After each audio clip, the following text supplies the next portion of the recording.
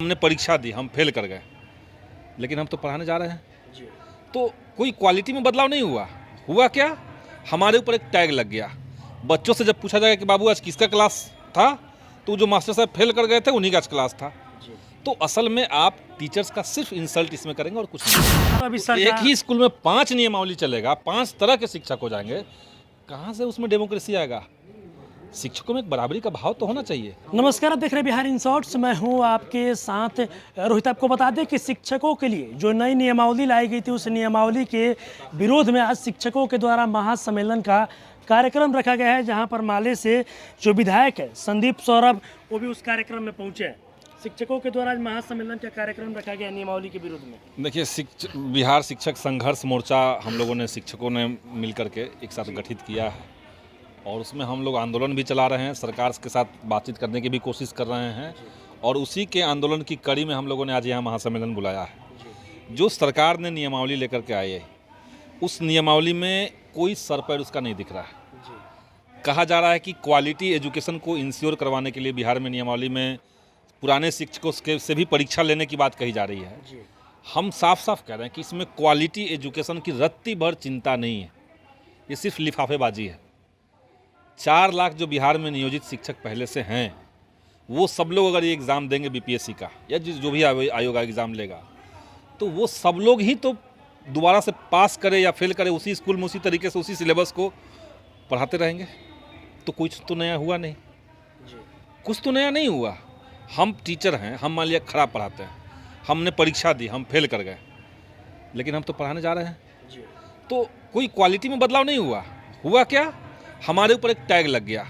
बच्चों से जब पूछा जाएगा कि बाबू आज किसका क्लास था, तो जो मास्टर साहब फेल कर गए थे उन्हीं का क्लास था। तो असल में आप टीचर्स का सिर्फ इंसल्ट इसमें करेंगे और कुछ नहीं करेंगे। आप सरकार में हैं, सरकार को आप लोग बाहर से सरकार को हम लोग बाहर से समर्थन दे रहे हैं और एकदम शुरुआत में जब सरकार बनी, पर आप लोग समर्थन वापस लीजिए। नहीं समझिए, पहले हम जब सरकार बनी तो हमने उसी समय कहा कि हम सरकार का समर्थन में हैं। उसका एक बड़ा कारण है। बड़ा कारण क्या है कि आज देश के सामने देश का संविधान, देश के लोकतंत्र, देश के जितनी संवैधानिक संस्थान है, हिंदुस्तानियत जो है, ये सब खतरे में है भारतीय जनता पार्टी और उसके तमाम सारे हथकंडों के चलते। तो उसके खिलाफ बिहार में महागठबंधन के साथ हम लोग हैं, लेकिन साथ ही साथ हमारी जवाबदेही आम जनता के प्रति है। जन आंदोलनों का जो स्वर है उसको सही तरीके से सरकार तक पहुँचाएंगे और उसके खिलाफ लड़ेंगे भी। तो ये तो हमारा प्रतिबद्धता पार्टी का शुरुआत से ही है। तो हम सरकार में हैं नहीं, उसका कन्फ्यूज़न नहीं हमें।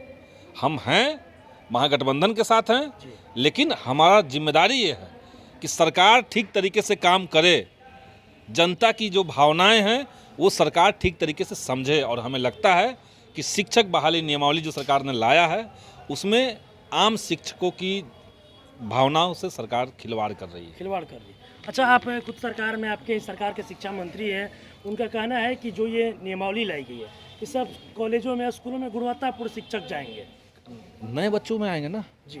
जो नए बहाली आप करेंगे उसमें आ सकते हैं। उसमें आप कह सकते हैं कि हम कड़ा परीक्षा लेंगे और जो एकदम सफल होगा उसी को हम सिर्फ लेंगे और किसी को नहीं लेंगे। ये एक बात हो सकती है, यहाँ तक समझ में आ सकता है।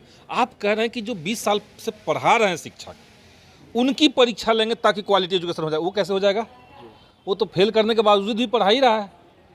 ये सरकार कहती कि पहले के जो 4 लाख शिक्षक है उसमें जो फेल करेंगे उसको सबको हटा देंगे, जो पास करेंगे सिर्फ उन्हीं को रखेंगे चुन करके क्वालिटी एजुकेशन के लिए, तब ने एक बात समझ में आता। वो तो आप कर नहीं पाएंगे। अब तो 1,78,000 शिक्षकों का पद सृजन करने की घोषणा भी कर दिया गया, वेतनमान भी तय कर दिया गया। नियमावली में ये तक स्पष्ट नहीं है कि जो बहाली का रिक्तियों का घोषणा सरकार ने किया, नई रिक्तियों की जो घोषणा हुई है, वो रिक्तियां जो हैं वो नए अभ्यर्थियों के लिए है या पहले के जो पूर्व नियोजित शिक्षक हैं उनके लिए।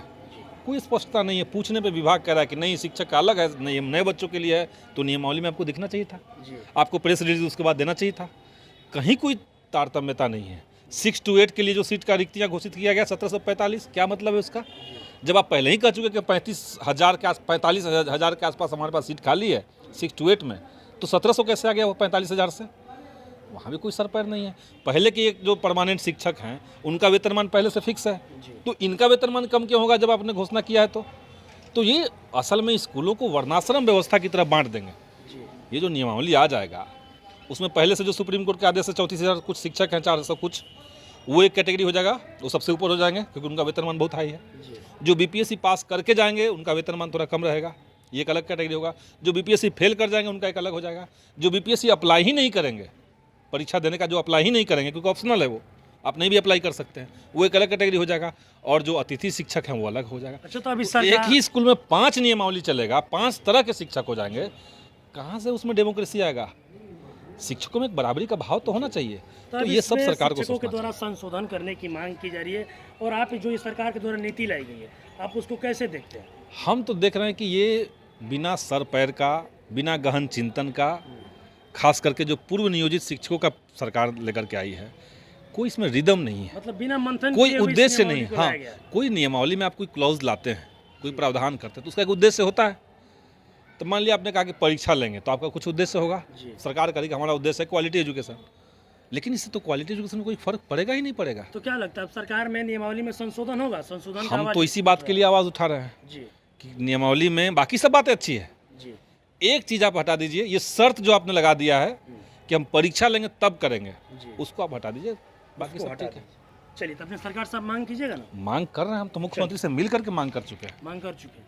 चलिए, तभी आपने देखा मेरे साथ माले के विधायक संदीप सौरभ थे। आपको बता दें कि जिस तरीके से शिक्षकों के लिए जो नई नियमावली लाई गई, उस नियमावली के विरोध में आज शिक्षकों के द्वारा महासम्मेलन का कार्यक्रम रखा गया है, जहां पर माले विधायक संदीप सौरभ पहुंचे थे और अपने ही सरकार के खिलाफ सवाल खड़ा करते दिख रहे हैं और साफ साफ कह रहे हैं कि ये जो सरकार जो नई नियमावली लाई गई है, बिना सोचे समझे इस नियमावली को लाया गया है। इस नियमावली पर सरकार को पुनः विचार करना चाहिए। और भी इनका क्या कुछ कहना था आपने इस वीडियो में देखा। बस इसी तरह की तमाम खबरों के साथ आप मेरे से जुड़ रहे हैं।